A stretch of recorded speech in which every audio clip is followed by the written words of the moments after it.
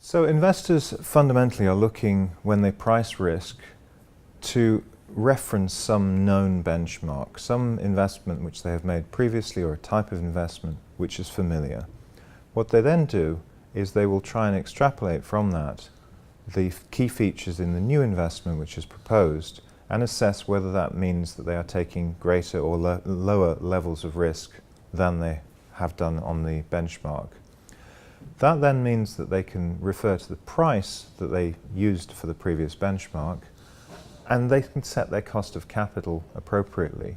Investors use something called a hurdle rate, typically, which is composed of the underlying cost of their own capital plus a premium which relates to the perceived riskiness of the investment.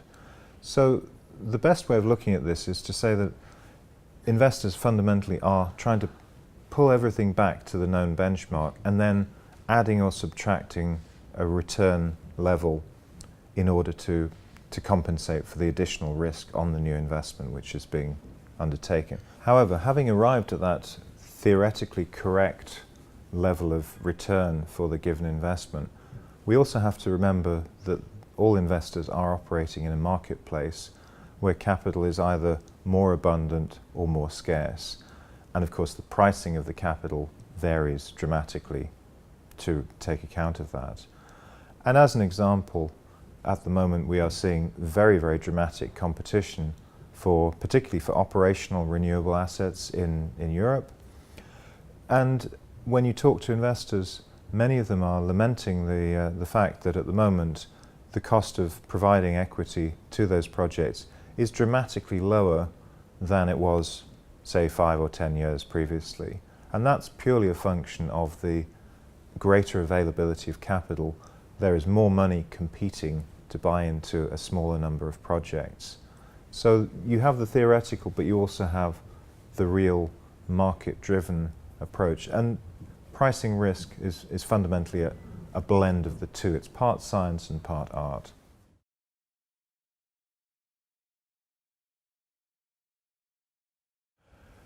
Both risk and reward are changing dramatically and rapidly as the renewable sector matures.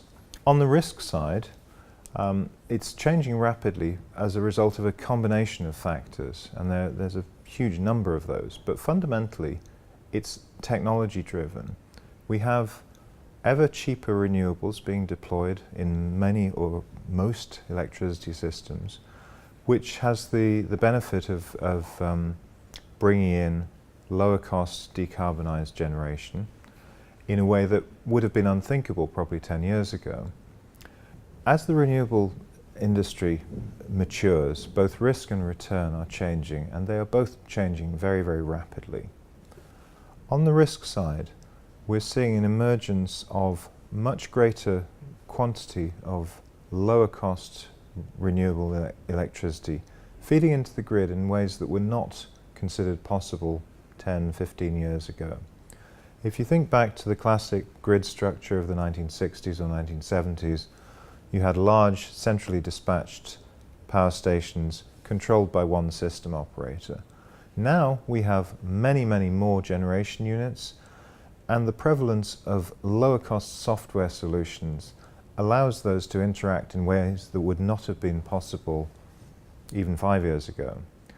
That is leading to greater flexibility on the system, but it's also leading to much greater volatility in terms of the cash flows that investors can expect.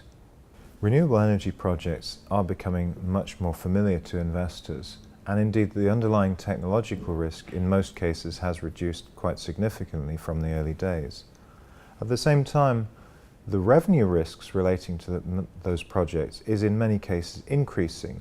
We are now seeing a move in most developed jurisdictions away from the predictable feed-in tariff structure to a situation where projects have to rely much more heavily on traded revenues.